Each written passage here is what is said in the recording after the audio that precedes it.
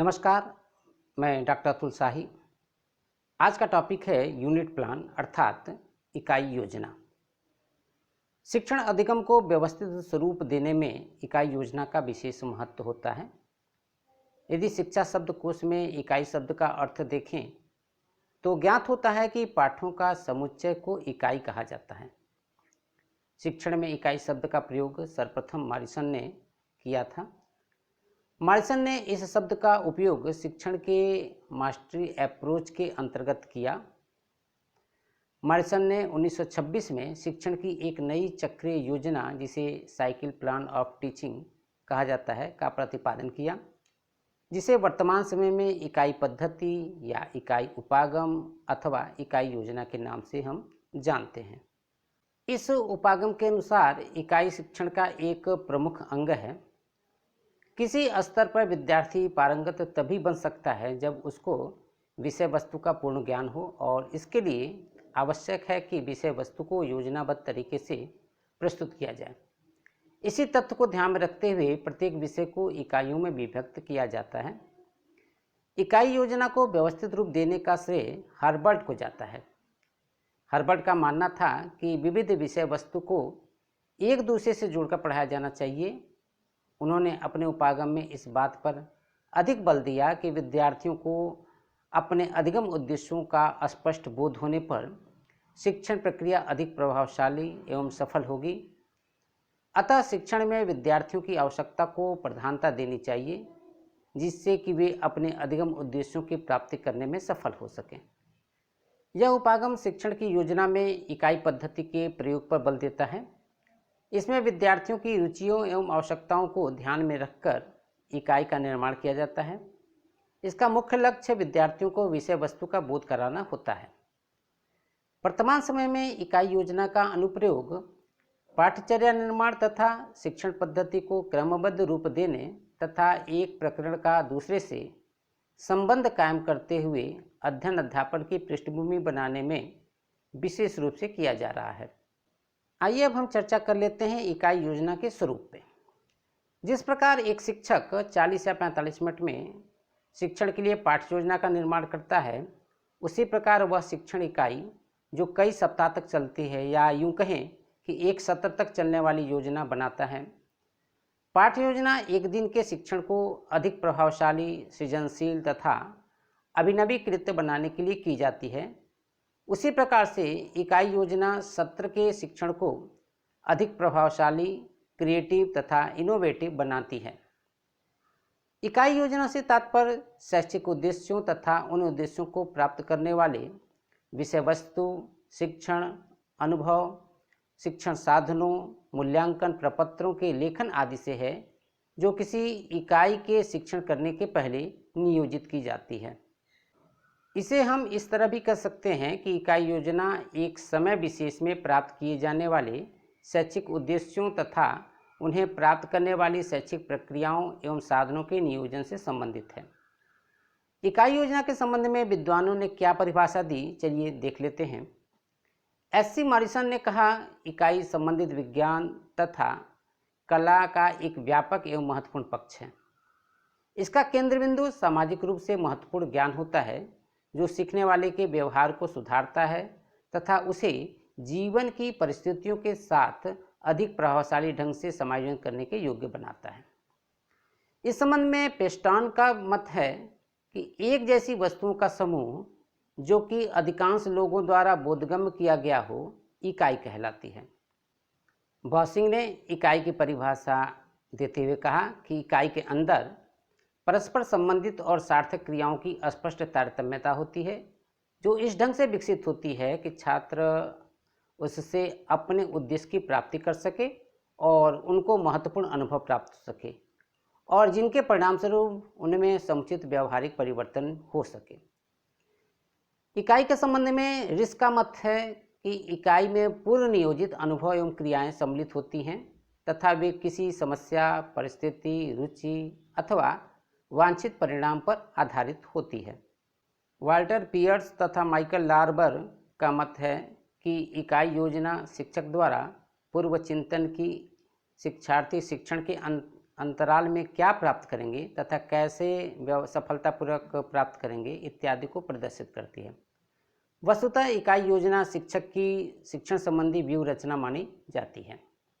इस संबंध में डॉक्टर आत्मानंद मिश्रा ने अपनी पुस्तक नव्य शिक्षण कला में इकाई को परिभाषित करते हुए कहा है कि इकाई किसी केंद्रीय प्रसंग से प्रसूत संबंधित क्रियाओं या अनुभवों की श्रृंखला होती है जिसका आयोजन किसी प्रभावी उद्देश्य को प्राप्त करने के लिए किया जाता है। यह बाल जीवन की क्रिया सदृश होती है जिसमें रुचि, काम करने की अच्छी आदतें, उत्तरदायित्व, सृजनात्मक कार्यों तथा सामाजिक कार्यों के विकास पर अधिक बल दिया जाता है। निष्कर्षतः यह कहा जा सकता है कि इकाई योजना शिक्षण की रूपरेखा बनाने से संबंधित एक वैज्ञानिक प्रक्रम है जिसका मुख्य लक्ष्य शिक्षण अधिगम की संपूर्ण व्यवस्था को सुव्यवस्थित स्वरूप प्रदान करना है। यह पद्धति गेस्टाल्टवादी मनोविज्ञान पर आधारित है। इसमें पूर्ण से अंश की ओर का सिद्धांत समाहित है। इकाई को इस प्रकार निर्मित किया जाता है कि वह अपने आप में पूर्ण हो और समग्र रूप में विद्यार्थियों द्वारा सरलतापूर्वक ग्रहण की जा सके। इसमें शिक्षक की अपेक्षा विद्यार्थियों की सक्रियता सर्वाधिक होती है तथा कक्षा एक प्रयोगशाला के रूप में बन जाता है जिसमें शिक्षक एवं शिक्षार्थी का संबंध पारस्परिक सहयोग सा प्रतीत होने लगता है। अब हम बात कर लेते हैं मॉरिसन की इकाई योजना की। मॉरिसन ने अपनी इकाई योजना में 5 सोपान बताए हैं। इन 5 सोपानों का अनुसरण करने पर बोध स्तर के लिए शिक्षण एवं अधिगम की परिस्थितियां उत्पन्न की जा सकती हैं। ये 5 सोपान हैं। पहला है अन्वेषण, जिसको एक्सप्लोरेशन कहते हैं। दूसरा है प्रस्तुतिकरण, जिसे प्रेजेंटेशन कहते हैं। तीसरा है आत्मीकरण, जिसे एसिमिलेशन कहते हैं। चौथा है व्यवस्था या संगठन, जिसे हम ऑर्गेनाइजेशन कहते हैं। और 5वां है अभिव्यक्ति, जिसे हम रिसिटेशन कहते हैं। तो चलिए इन 5 सोपानों के बारे में विस्तार से चर्चा भी कर लेते हैं। पहला सोपान है अन्वेषण का। अन्वेषण अर्थात एक्सप्लोरेशन। इस सोपान में 3 क्रियाएं की जाती हैं। पहला, शिक्षक यह जानने का प्रयत्न करते हैं कि विद्यार्थी इकाई के विषय में पहले से क्या और कितना जानते हैं। विद्यार्थी के पूर्व ज्ञान का पता लगाने के लिए शिक्षक परीक्षण, प्रश्न, चर्चा इत्यादि का सहारा लेते हैं। दूसरा है शिक्षक पाठ्यवस्तु या इकाई का विश्लेषण करके उसके अवयवों को तर्कपूर्ण ढंग से क्रमबद्ध करते हैं। अन्वेषण की तीसरी क्रिया में शिक्षक यह निश्चित करते हैं कि नवीन पाठ्यवस्तु की इकाइयों को किस प्रकार प्रस्तुत किया जाए। यह अन्वेषण शिक्षक के भावी शिक्षण की दिशाओं का निर्धारण करता है। इसमें शिक्षक यह समझ लेते हैं कि विद्यार्थी ने क्या पढ़ा है और क्या नहीं पढ़ा है। दूसरा सोपान है प्रस्तुतिकरण का। कक्षा के साथ पारस्परिक विश्वास एवं सौहार्द संबंध स्थापित करने के पश्चात शिक्षक इकाई से संबंधित विषय वस्तु को प्रस्तुत करते हैं। इस सोपान में शिक्षक अधिक क्रियाशील रहते हैं तथा कुछ कार्यों को संपादित करते हैं, जिसमें पहला कार्य है पाठ्यवस्तु को छोटे एवं संक्षेप में प्रस्तुत करने का। शिक्षक का यह प्रयत्न होता है कि प्रस्तुत किए जाने वाले विषय वस्तु में मनोवैज्ञानिक एवं तर्कपूर्ण क्रम बना रहे और इसका कक्षा के विद्यार्थियों से तादात्म्य स्थापित हो सके। दूसरा कार्य प्रस्तुतिकरण के साथ साथ शिक्षक विद्यार्थियों का निदान भी करता है कि नवीन पाठ्य वस्तु का उन्हें ज्ञान हुआ या नहीं तथा कक्षा के कितने विद्यार्थी पाठ्य वस्तु को नहीं समझ सके हैं। तीसरा कार्य निदान के आधार पर शिक्षक तत्काल यह निर्णय लेता है कि पाठ्यवस्तु की पुनरावृत्ति की जाए अथवा नहीं। नवीन विषय वस्तु को तब तक नहीं पढ़ाया जाता जब तक प्रस्तुत की गई विषय वस्तु को सभी विद्यार्थी भली भांति समझ नहीं लेते। तीसरा सोपान है आत्मीकरण का अर्थात एसिमिलेशन का। इस सोपान में विद्यार्थी विषय वस्तु को समझते एवं दोहराते हैं जिससे वह आत्मसात हो जाए।